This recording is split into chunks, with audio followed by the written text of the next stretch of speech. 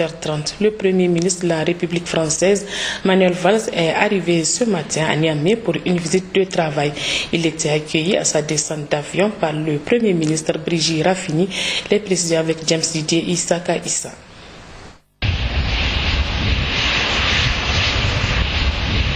En provenance de N'Djamena au Tchad, le Premier ministre de la République française Manuel Valls, en visite de travail au Niger, est accueilli à sa descente d'avion par le Premier ministre chef du gouvernement, Brigitte Raffini, avec tous les honneurs avant d'être salué par les membres du gouvernement.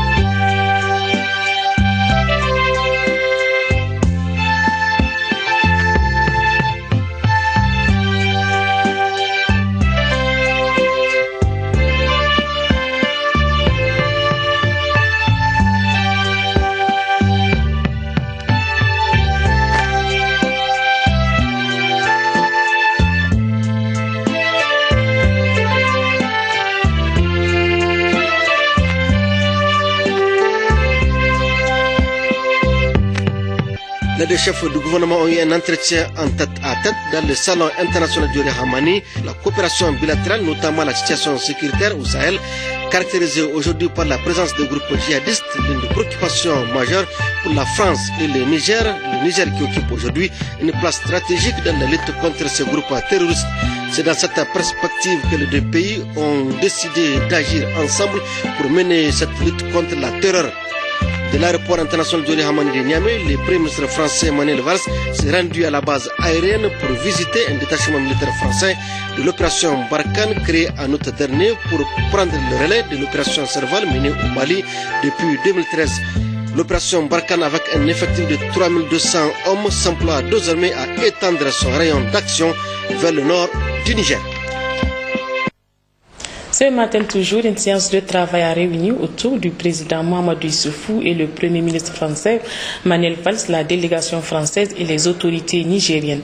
Le président de la République a par la suite eu un entretien avec le chef du gouvernement français.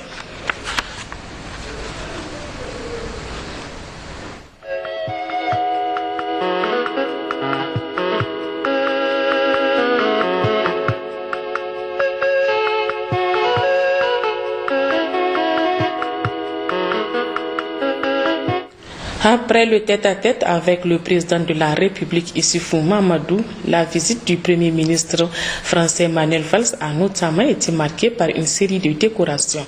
Le chef du gouvernement français a été décoré par le chef de l'État avant d'en faire autant à son homologue du Niger et à plusieurs ministres. Moussaïa, précision. C'est d'abord le président de la République, chef de l'État Issoufou Mahamadou, qui a élevé le Premier ministre français Manuel Valls à la dignité de grand officier de l'Ordre national du Niger. Monsieur Manuel Valls, Premier ministre de la République française, au nom de la République, nous vous élevons à la dignité de grand officier de l'Ordre national du Niger.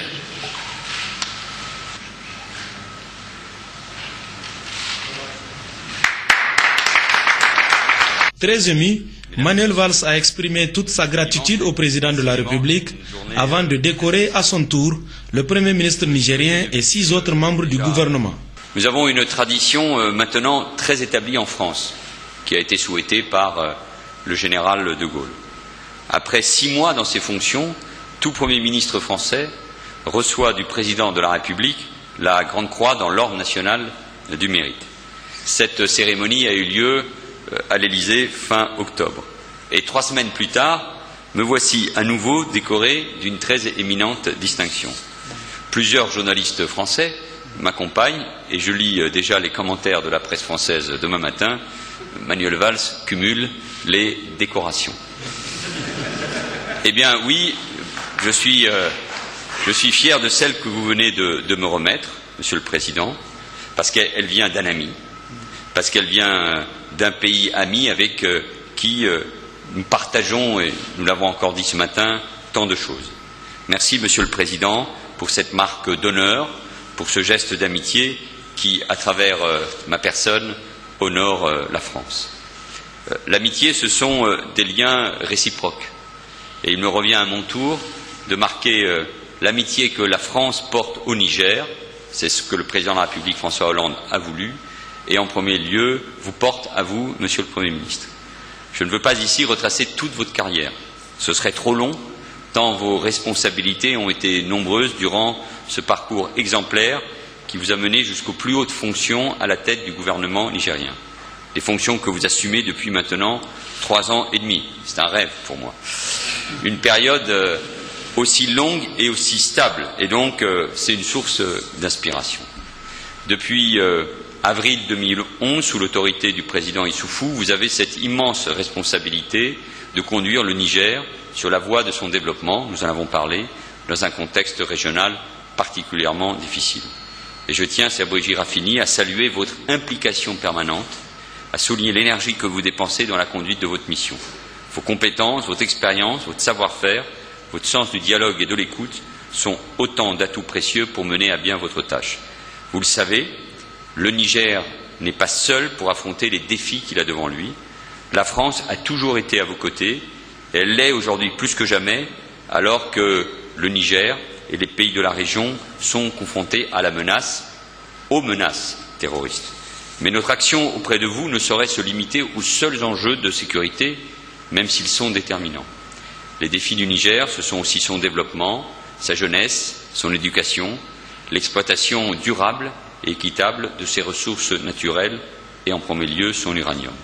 Cet avenir, nous sommes prêts à le dessiner avec vous et à vous épauler dans sa réalisation. La Légion d'honneur que je vous remets aujourd'hui est la plus haute distinction de la République. Depuis 2 siècles, elle est restée immuable, fidèle à sa devise, honneur et patrie. Et je tiens, Monsieur le Premier ministre, à souligner la proximité qui a toujours été la vôtre à l'égard de la France. Elle remonte à vos années d'études à Paris et à Montpellier lorsque vous étiez élève de l'École nationale d'administration. De cette époque, vous avez conservé tout un réseau d'amis, de relations personnelles et professionnelles, et depuis ces années, vous n'avez cessé de développer ces liens qui sont la force de la relation entre nos 2 pays. Il était donc naturel qu'en retour, la France veuille marquer sa reconnaissance, vous exprimer toute son amitié. Lorsque le président François Hollande est venu à Niamey, il y a quelques mois, il n'était pas le premier président de la République à venir ici. Et on m'a dit que je suis le premier ministre français à venir ici à Niamey, donc c'est pour moi un moment davantage encore plus important. Il a décidé de vous élever directement, Monsieur le Premier ministre, à la dignité de grand officier. C'est une distinction qu'il est exceptionnel de donner à une personnalité étrangère. Et c'est tout simplement le signal, le témoignage, l'expression de ce que la France vous doit pour l'amitié que vous n'avez cessé de bâtir entre nos 2 pays, entre nos 2 peuples. Le président Hollande a aussi décidé d'honorer les talents et les mérites de plusieurs des ministres, et non pas des moindres, les plus éminents de votre gouvernement. Et c'est donc également avec un grand plaisir que je remettrai dans un instant l'Ordre national de la Légion d'honneur à leurs excellences, M. Mohamed Bazoum, ministre des Affaires étrangères, de la coopération, de l'intégration africaine des Nigériens de l'extérieur, à M. Amadou Boubacar Cissé, ministre d'État, ministre du Plan du développement communautaire et de l'aménagement du territoire, M. Saïdou Sidibé, ministre, directeur de cabinet du président de la République, à M. Assoumi Massaoudou, ministre de l'Intérieur, de la Sécurité publique, de la décentralisation, des affaires coutumières et religieuses, et à M. Kajdo Mahamadou, ministre de la Défense nationale, et enfin à M. Gilles Bayet, ministre des Finances. Messieurs les ministres, à chacun d'entre vous, je veux exprimer ma gratitude profonde, mes remerciements pour votre engagement au service des relations entre nos 2 pays.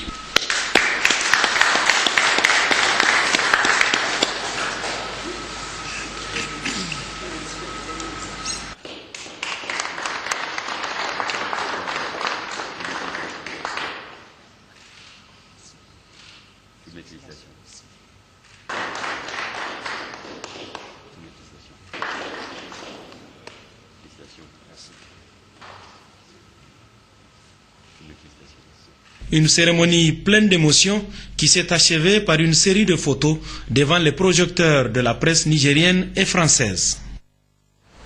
Le Premier ministre français Manuel Valls, en visite officielle au Niger, et son homologue nigérien Brigitte Raffini ont animé une conférence de presse conjointe ce matin au Palais de la Présidence. Plusieurs questions relatives à la coopération et à la sécurité étaient au cœur de cette conférence. Le point avec nos reporters Moussaya Issa Koti Waglassan. Dans son exposé liminaire, le Premier ministre chef du gouvernement du Niger, Brigitte Raffini, a fait remarquer l'opportunité de cette visite de son homologue français, Manuel Valls, à un moment crucial de la vie du Niger et plus largement du Sahel, confronté à une crise sécuritaire. Nous constatons effectivement avec vous que vous êtes le Premier ministre à rendre visite au Niger. Cela témoigne de la vivacité de la coopération entre la France et le Niger. C'est effectivement une coopération exemplaire qui remonte à la nuit des temps. Et là, vous venez, un vrai ami, nous rendre visite à un moment crucial de notre histoire. Des questions fondamentales se posent dans notre sous-région et également dans le monde, s'agissant notamment des questions de sécurité. Le Niger est très heureux de vous accueillir. Vous venez, en plus de ce geste, avec un certain nombre de membres du gouvernement, nous décerner au nom de la France de très hautes distinctions. Nous en sommes très honorés et nous vous remercions et vous demandons de transmettre nos remerciements à Monsieur le Président de la République Hollande. Le Premier ministre français Manuel Valls a quant à lui relevé la qualité de l'accueil dont il a fait l'objet avant de saluer l'engagement du Niger au Mali, puis magnifier l'exemplarité de la coopération entre la France et le Niger. Je veux vous remercier ainsi que vos ministres, ainsi bien sûr que le président Issoufou pour cet accueil particulièrement chaleureux. J'ai visité ce matin nos forces engagées dans le cadre de l'opération Barkhane et j'ai pu apprécier sur place, en présence de vos officiers, que cette coopération est une réalité. Et c'est l'occasion pour moi de saluer l'engagement et le courage du Niger et de ses soldats qui ont payé le prix lourd, le prix du sang, mais ce qui crée aussi une fraternité d'armes entre nos deux pays, nos deux armées, nos deux peuples, qui existent dans peu de pays ou entre peu de pays au monde. Nous avons évoqué des sujets avec le président de la République et avec vous-même et votre gouvernement sur les questions de sécurité, de lutte contre le terrorisme ou les terrorismes, pour le développement aussi, parce que c'est un des défis majeurs pour le Niger, et vous pouvez être assuré que le concours de la France sera évidemment toujours là, parce que quand on est des pays amis, eh bien il faut être là quand il y a la guerre, mais aussi quand la paix est là, et le développement est évidemment le principal défi. Puis, en répondant aux questions des représentants de la presse nigérienne et française, les deux premiers ministres ont évoqué, entre autres, des sujets relatifs à la coopération, à la sécurité et au cas spécifique du partenariat Niger-Areva. Manuel Valls est d'abord revenu sur les échanges qu'il a eus avec le président de la République, Issoufou Mahamadou, juste avant la conférence de presse. Le centre de nos discussions, je l'ai dit rapidement, portait d'abord sur les questions sécuritaires. Ce sont des sujets qui font souvent le cœur des discussions entre les deux présidents de la République, ou à l'occasion des visites du ministre de la Défense ou du chef d'état-major de nos armées. C'était encore le cas il y a peu de temps, parce que le Niger est évidemment entouré de différentes menaces, au sud comme au nord. Donc nous avons évoqué ces menaces, qu'elles concernent le sud libyen, le nord Mali, ou aussi les exactions de la secte Boko Haram. Donc, et nous partageons je crois, le même point de vue sur la nécessité d'agir, de coordonner nos efforts de prévention, de renseignement pour faire face à ces menaces, au-delà de ce qui est déjà engagé, évidemment, avec la force Barkhane. Nous avons longuement évoqué aussi les questions de développement. Le président de la République m'a fait part des programmes qui étaient engagés pour maîtriser la démographie, pour l'éducation. Et puis nous avons enfin traité des questions économiques, notamment, et le président Issoufou a insisté sur le fait que les entreprises françaises étaient les bienvenues, qu'il fallait qu'elles s'investissent, que le Niger était un pays d'avenir, précisément parce que c'est un pays qui doit bâtir son développement sur l'économie et sur l'emploi, et notamment pour sa jeunesse. Et je lui ai fait part de ma volonté de dire à chaque fois aux entreprises françaises que l'Afrique est le grand continent d'avenir, où l'Europe et la France doivent investir encore davantage, et la France doit être bien sûr totalement présente dans cette région et plus particulièrement au Niger. Il a aussi donné son appréciation du dispositif sécuritaire au Sahel. Même si des incursions djihadistes sont enregistrées au Niger, Manuel Valls estime que le dispositif qui est passé de Serval à Barkhane est efficace. Cette opération Barkhane, c'est une présence efficace. C'est d'ailleurs le sens de mon déplacement à N'Djamena et à Niamey.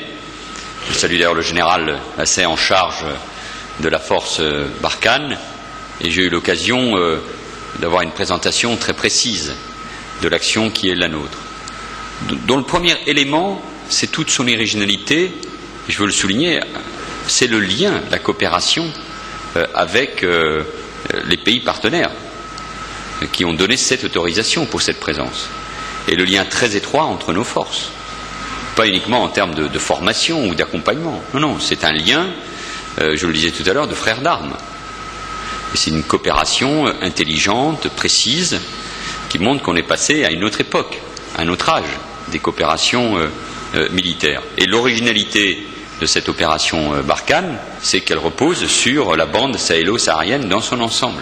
Alors évidemment, ce sont des distances très importantes, c'est d'ailleurs tout le défi en termes de transport et de logistique, de surveillance, d'où le rôle aussi des drones que j'ai évoqué tout à l'heure, ce matin, à l'occasion de ma visite au détachement militaire stationné sur l'aéroport de Niamey.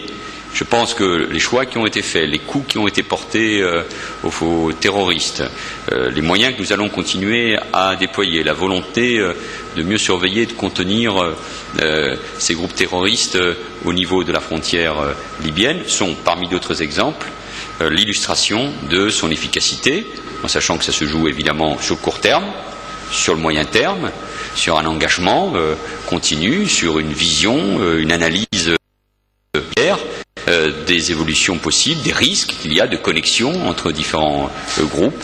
Et donc non, moi je crois que c'est une coopération nouvelle et tout à fait exemplaire, et qui doit se poursuivre, et qui doit encore beaucoup, je veux le souligner, à la lucidité, à la vision stratégique du président Issoufou. Brigitte Raffini, lui aussi, partage cette opinion positive du dispositif sécuritaire au Sahel et plus globalement de la vieille coopération militaire entre les deux États. Pour le Premier ministre Brigitte Raffini, cette coopération militaire entre le Niger et la France doit être appréciée au même titre que toute autre coopération dans un secteur donné. Base militaire, je sais que ce terme est utilisé diversement. Moi, je ne vais pas parler de base militaire. Nous avons avec la France et d'autres États amis des accords qui sont en train d'être mis en œuvre. C'est le cas des États-Unis en plus, le Canada et bien d'autres. Nous-mêmes, il nous arrive de déployer nos forces dans d'autres pays de la sous-région ou ailleurs. Donc la coopération militaire, messieurs les journalistes, nous devons la considérer désormais comme une coopération normale. Parce que les questions qui sont traitées dans les accords de coopération militaire touchent à l'intérêt des populations. Il s'agit de protéger les populations. Alors, de ce point de vue, la présence des forces étrangères doit être vu comme tel. C'est donc dans le cadre de ces accords de coopération que nous avons effectivement, et en particulier l'opération Barkhane, où vous avez 3 pieds, un au Tchad, un au Niger et l'autre au Burkina Faso, qui vient en appui aux États sahéliens qui sont confrontés à des problèmes particuliers, des menaces que nous connaissons tous, et qui ne concernent pas que le Niger, que le Tchad, ni le Mali. C'est des menaces qui interpellent l'ensemble de la communauté internationale parce qu'elles peuvent se retrouver partout ailleurs dans le monde. D'où l'intérêt justement de se retrouver, de se souder, de faire face à ces menaces pour protéger encore une fois. Parlant de l'économie et plus spécifiquement du partenariat Niger-Areva, le Premier ministre Brigitte Raffini estime que tous les problèmes sont résolus. Avec Areva, je pense que les questions qui étaient en débat ont trouvé toutes leurs solutions. Le partenariat stratégique qui a été signé depuis quelques mois a été suivi d'autres protocoles qui ont été également signés. Donc toutes les questions abordées dans ce partenariat ont trouvé leur solution à travers ces protocoles d'accord, et donc l'ensemble des questions traitées, nous nous sommes compris avec notre partenaire Areva. Il n'y a plus de questions en suspens. Il n'y a que la mise en œuvre, elle a déjà commencé par ailleurs. S'agissant par exemple de la gouvernance des sociétés, là c'est déjà en application. Donc de ce point de vue, les Nigériens doivent se dire que c'est une question qui est derrière nous. Avec la France, avec Areva, nous finissons toujours par nous comprendre. Enfin, Manuel Valls a évoqué en réponse à une question de la presse française la présence militaire de la France au Moyen-Orient, où la lutte contre le groupe État islamique nécessite aussi une mutualisation des efforts. Le bouquet final de cette cérémonie au palais de la présidence, en l'honneur du Premier ministre français Manuel Valls, est constitué d'un déjeuner offert par le président de la République, occasion saisie par le chef de l'État pour poursuivre la discussion au bord du fleuve Niger, puis un échange symbolique de cadeaux en guise d'au revoir. Notez que le Premier ministre français Manuel Valls a quitté Niamey cet après-midi au bout d'une journée chargée de visites et de rencontres. Il est accompagné à l'aéroport international Diori Hamani par le Premier ministre Brigitte Raffini. Merci encore, madame. Merci.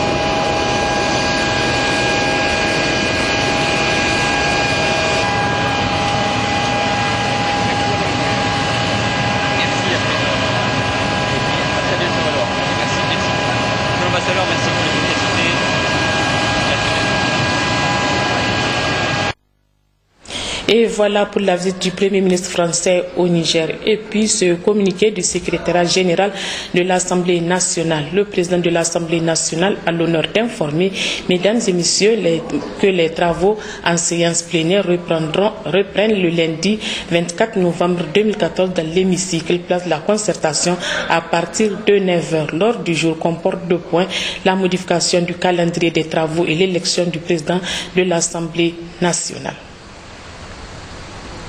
Journée d'information ce matin à l'Assemblée nationale du réseau parlementaire sur la gestion transparente dans les industries extractives sur le thème gestion du pétrole au Ghana, processus de l'élaboration du fonds souverain ghanéen.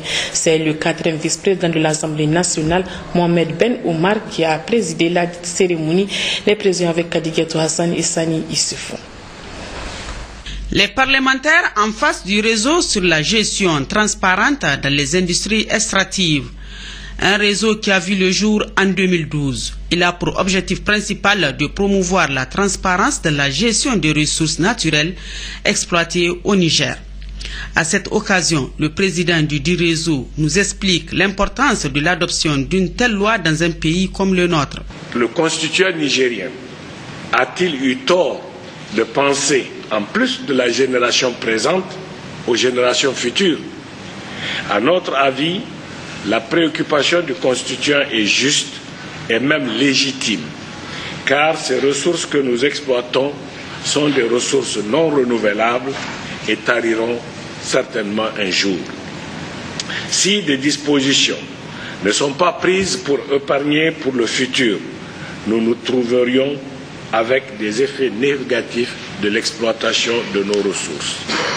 Conscients du danger qui guette les générations futures, nous, membres du réseau sur la transparence dans les industries extractives, avons inscrit dans notre agenda l'initiation d'une loi sur les fonds pour les générations futures.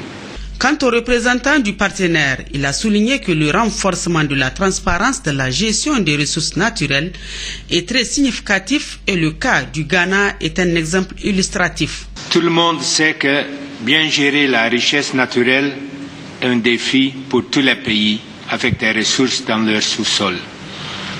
La gestion de cette richesse est accompagnée par grands moyens financiers, a aussi besoin d'une connaissance spécifique et spécialisée et dans beaucoup de cas, on doit négocier avec les grandes compagnies multinationales.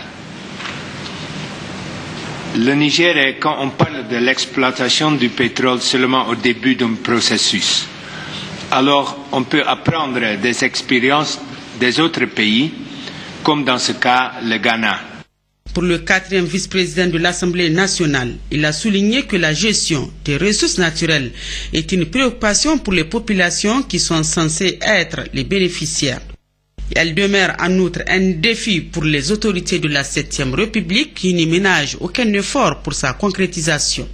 Il est donc important pour nous, chers collègues, de faire en sorte que notre économie ne soit plus dépendante ni de l'uranium, encore moins du pétrole, en épargnant une part des revenus provenant de leur vente. Épargner pour l'avenir a été le souci des pays comme la Norvège, le Ghana, pour ne citer que cela, qui ont, à travers une loi, mis en place un dispositif qui permette d'assurer des lendemains meilleurs pour leur population. Ils ont vite compris que les ressources qu'ils exploitent sont, comme vous l'avez si bien dit, Monsieur le Président du réseau, IGTE, épuisables et cherchent à se prémunir des difficultés futures. Il n'est pas tard pour nous de le faire. Nous devons leur emboîter le pas et faire en sorte que les nouvelles générations soient fières de nous.